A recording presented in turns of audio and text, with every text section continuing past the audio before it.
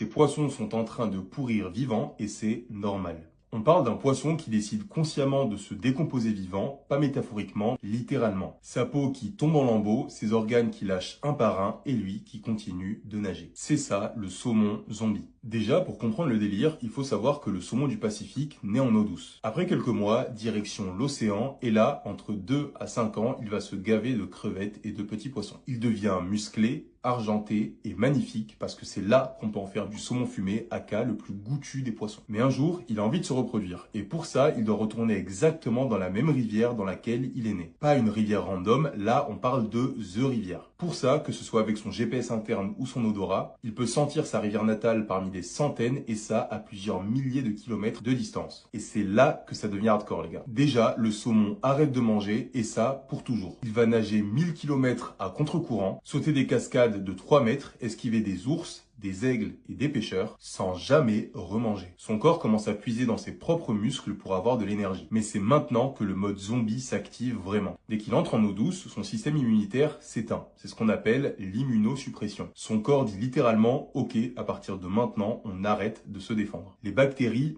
venez. Les champignons, venez. Et la décomposition, bienvenue. Sa peau devient blanche et commence à tomber en morceaux, ses nageoires pourrissent et des champignons lui poussent sur le dos. Tout ça pendant qu'il est vivant. Les mâles, eux, leurs mâchoires se déforment complètement et ils développent des crocs énormes pour pouvoir se battre entre eux. Ce qui est fou, c'est qu'ils pourraient survivre si jamais ils retournaient à l'océan maintenant. Leur corps pourrait même potentiellement se régénérer, on ne sait pas. Mais non, ils restent, ils se battent pour avoir les meilleurs spots de ponte. Les femelles creusent des nids avec leur queue jusqu'à ce qu'elles soient complètement déchiquetées. Une fois les œufs pondus et fécondés, c'est fini. Mais ils continuent de nager. Là, ce sont clairement des zombies en train de garder leur nid. Tu peux voir leurs organes à travers leur peau transparente, leur cerveau fonctionne encore, mais leur corps est déjà à 50% décomposé. Ils vont mettre entre 2 jours et 2 semaines pour mourir complètement, 2 semaines à nager en étant littéralement pourris de l'intérieur. Et le plus dingue dans tout ça, c'est que c'est bien sûr pas un bug de la nature. Leurs corps en décomposition vont nourrir absolument toute la rivière. Ils amènent avec eux les nutriments de l'océan qu'ils ont réussi à accumuler pendant toutes ces années. Les ours qui les mangent font leurs besoins dans la forêt, ce qui fait pousser les arbres. Leurs propres bébés vont grandir en mangeant les micro-organismes qui se nourrissent de leurs parents morts. C'est le sacrifice ultime. Enfin bref, la morale de l'histoire, c'est que la prochaine fois que tes parents vont te dire qu'ils ont tout sacrifié pour toi, dis-leur d'aller acheter du saumon fumé et régale-toi. Si tu as envie d'en apprendre plus sur le monde qui t'entoure, n'hésite pas à t'abonner.